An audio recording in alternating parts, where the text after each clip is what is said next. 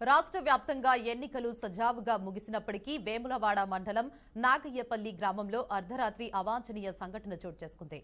మారే committee chairman రాజుపై Nagayyapalli గ్రామానికి చెందిన ఇద్దరు వ్యక్తులు కత్తులతో దాడికి పాల్పడ్డారు. దాడిలో తీవ్ర గాయాల పాలైన రాజును స్థానికులు ఆసుపత్రికి తరలించారు. ఘటన విషయం తెలిసిన వెంటనే స్పందించిన ప్రభుత్వం విప్ ఆది శ్రీనివాస్ ఆసుపత్రిలో బాధితుడిని పరామర్శించారు. వైద్యులకు సరైన వైద్యం అందించాలని సూచించారు. బాధితుడు రాజు ఇచ్చిన ఫిర్యాదుతో పోలీసులు కేసు నమోదు చేసి దర్యాప్తు చేపట్టారు. మధు భార్య బయట నీ సంగతి చెప్తా అని అనడం జరిగింది. నా సంగతి ఏం చెప్తావు అంటే నీ సంగతి అవుతుంది నీ సంగతి అని అన్నది. రిజర్వ్గా పోలీసు వాళ్ళు వాళ్ళని బయటకు పంపించారు. లోపల నుంచి వాళ్ళు ఉంచడం జరిగింది.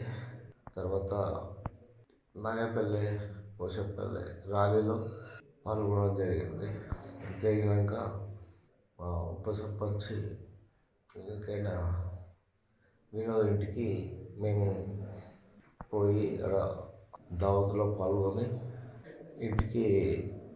మా ఇంటి ముంగట రాగానే నాతో ఉన్న నరేష్ అనే వ్యక్తి వెంబడి దించేద్దామని నేను నరేష్ మధు వెంబడి పోదామని వస్తున్నాం. ఇంటికాడ మా ఇంటి ముంగట ఆపి ఒక్క నిమిషం నీతో మాట్లాడడం కానీ మా నాగయ్యపల్లికి చెందిన కొమరయ్య కొడుకులు ఇద్దరు దిగమని చెప్పి నేను దిగుడుతోటే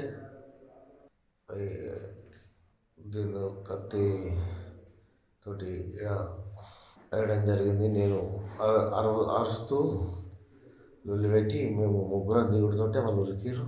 పరారైతోటే నేను కారు తీసుకొని వాళ్ళని తీసుకొని పోలీస్ స్టేషన్ రావడం జరిగింది.